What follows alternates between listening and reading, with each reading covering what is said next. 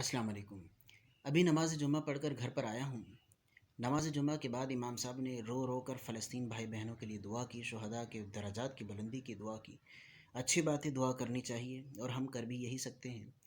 دوران دعا مجھے ایک بات یاد آ رہی تھی، وہ یہ کہ اسرائیل کا پہلا وزیر اعظم بن گوریان ایک روز اپنے گھر سے جلدی جلدی نکل رہا تھا تو اس کی بیٹی نے یاد دلایا کہ آج دیوار گریا ویلنگ وال پر سالانہ دعا کا دن ہے اور آپ جا رہے ہیں۔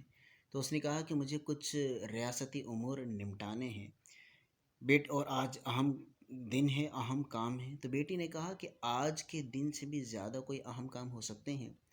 بن گوریان نے جواب دیا کہ بیٹا، اگر صرف دعاؤں سے کام چلتے، صرف دعاؤں سے کام ہوتے رہتے تو پورا عرب، تمام مسلمان حج کے موقع پر اسرائیل کی تباہی اور بربادی کی دعا کرتے ہیں، لیکن عمل سے آری ہیں اور آج ان کا حال تمہارے سامنے۔ اس نے کہا کہ ان کا حال تمہارے سامنے ہے اور 9 زائدہ ریاست، یہودی ریاست دن دگنی رات چگنی ترقی کر رہی ہے۔ شام کو فارغ ہو کر دعا میں بھی شامل ہو جاؤں گا۔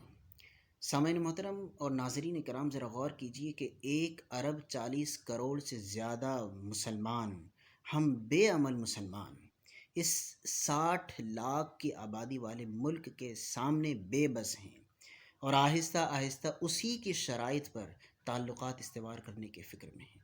یاد رکھیے کہ کوئی شخص بزدلی کی وجہ سے موت سے نہیں بچ سکتا، اور اگر صرف دعاؤں سے کام چلتے تو رسول اللہ صلی اللہ علیہ وسلم کو اور صحابہ کرام کو غزوہ بدر کے لیے میدان میں نہیں آنے کی ضرورت پڑتی۔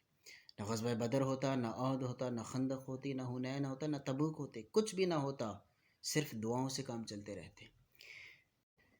آج پھر فلسطین لہو لہو ہے۔ ہمیں دعاؤں اور امت مسلمہ کو دعاؤں اور وظائف پر لگا دیا گیا ہے، میدان عمل سے بالکل دور۔ اللہ سے دعا ہے کہ ہماری افواج کو، ہماری مسلمان افواج کو اور ہمارے حکمران کو یہ توفیق دے کہ اپنے مسلمان بھائیوں کے لیے کچھ کر سکیں، کچھ ایکشن کر سکیں۔ کیا خوب کہا ایک شاعر نے کہ تلواریں بیچ کر خرید لیے مسلح ہم نے، بیٹیاں لٹتی رہیں اور ہم دعا کرتے رہے۔ شکریہ۔